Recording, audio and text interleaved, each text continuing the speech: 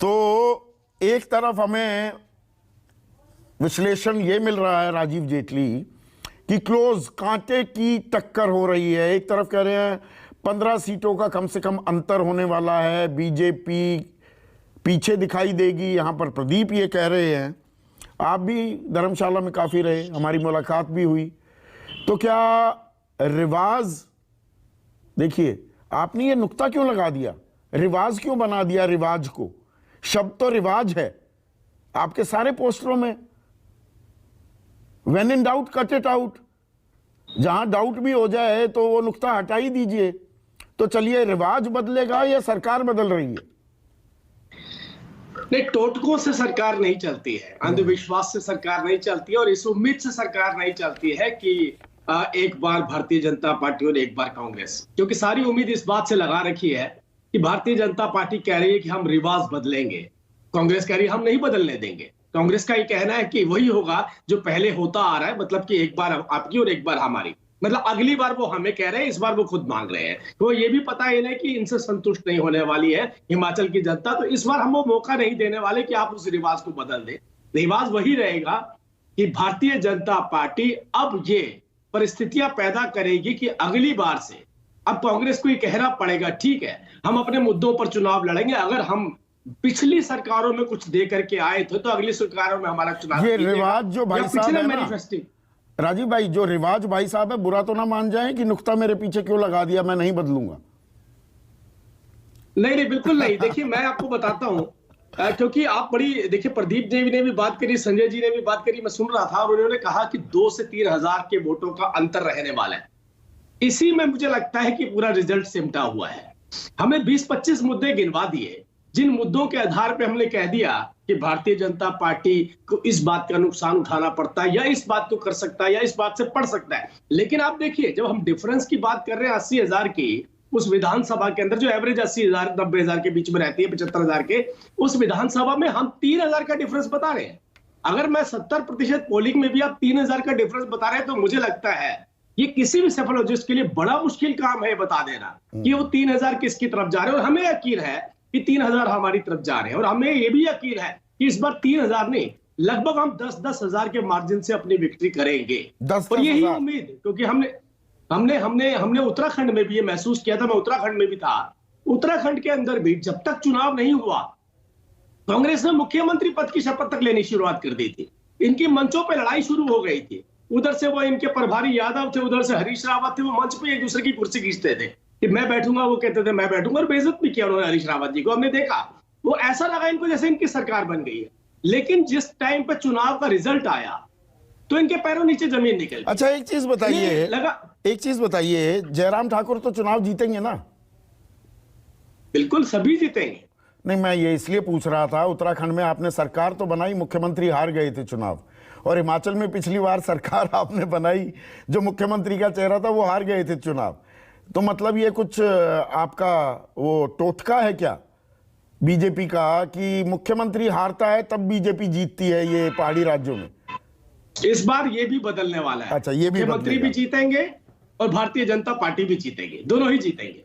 अच्छा, एक वो केवाईसी नॉर्म्स होते हैं ना, बैंक्स लगातार हमें कहते रहते हैं अपडेट कराइए, नो योर क्लाइंट।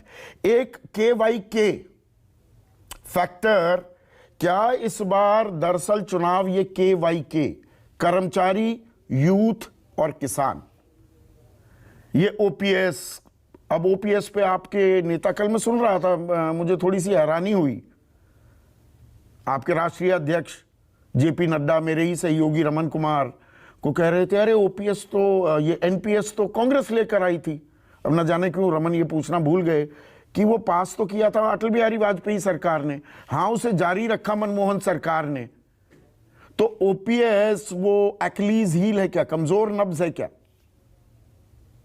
देखिए, अगर राजस्थान के कर्मचारी हिमाचल तक ना पहुंच करके हकीकत बताते, तो हो सकता है कि हिमाचल की जनता इस बात से गुमराह हो जाती कि कांग्रेस जो वायदा कर रही है वो सच कर रही है।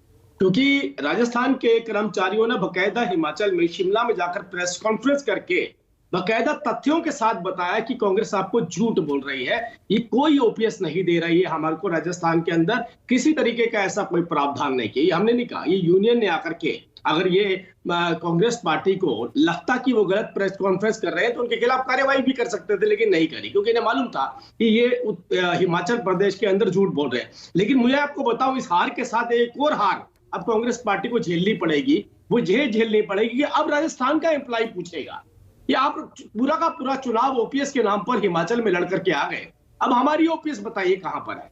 अगले ही साल चुनाव होने वाला है। तो सोचिए, यूथ क्या पूरा ये राजस्थान सवाल का भी कर्मचारी पूछता नजर आया राजीव जेटली, आपने 8 लाख नौकरियों का वादा कर दिया अपने संकल्प पत्र में, पर 62,000 नौकरियां, पद तो खाली हैं सरकार में। मैं इस बार, संदीप जी आप भी वहीं थे और मैं भी वहीं था। देखिए, हर व्यक्ति चाह रहा था कि मेरी कमाई, मतलब मेरा रोजगार और मेरी रोजगार के अंदर मेरी कमाई बढ़े, और उसके लिए जो प्रावधान थे वो भारतीय जनता पार्टी ने किए। और ये बड़ी पुरानी परंपरा हो गई है कि नौकरियां किस तरीके से पैदा की जाएगी। देखिए, हमारे विजन क्या होता था, हम पूरी सरकार को जब चलाते थे सरकारी कर्मचारियों के हिसाब से चलाते थे, उसके अलावा हम सोचते भी नहीं थे कि जो आम व्यक्ति या कोई व्यवसाय करना चाहता है या किसी के पास कोई अच्छी पॉलिसी है, कोई स्टार्टअप लेके आना चाहता है या कुछ इनोवेटिव बिजनेस करना चाहता है, तो हम उसकी तरफ ज्यादा ध्यान नहीं देते थे।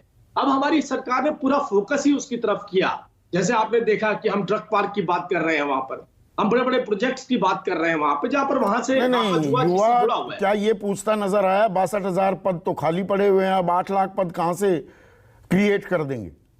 नहीं, ये तो हम नेशन वाइड कर रहे हैं। देश के प्रधानमंत्री जी ने इस बात का ऐलान किया और स्टेट गवर्नमेंट्स को भी बोला है। कहां कर रहे हैं नेशन वाइड? जो प्रधानमंत्री ने अगले 18 महीने में 2 महीने पहले जो कहा था 10 लाख पद सरकारी नौकरियां दी जाएंगी, भाई 9,89,000 पद तो खाली पड़े हुए हैं केंद्र सरकार में। 40 लाख में से 30 लाख ही कर्मचारी कार्यरत हैं। वो तो आप भरपाई कर रहे हो, भर रहे हो, खाली रिक्त स्थान पूरे कर रहे हो। नई नौकरियां कहां क्रिएट हो रही हैं? नहीं, रिक्त, संदीप जी, स्थान खाली मतलब भरने का मतलब पानी से गिलास से तो नहीं भर रहे हैं, वो नौकरी से ही भरा जाएगा। तो वो तो नौकरियां थी, वो वहां पर पद पर लोग ही नहीं बिठाए आपने। नहीं, अब देश के प्रधानमंत्री ने कहा है कि सभी स्टेट गवर्नमेंट से कि जितना बैकलॉग है वो पूरा जल्द से जल्द भरा जाए, और इसके अलावा भी जो नौकरियों के प्रावधान है सरकारी नौकरियों के, उनकी भी डेटा, उसकी भी सूची जारी की जाए, ताकि सेंट्रल गवर्नमेंट और स्टेट गवर्नमेंट मिलकर के जितनी बेहतर तरीके से हो सकता है वो नियुक्तियां की जाएंगी।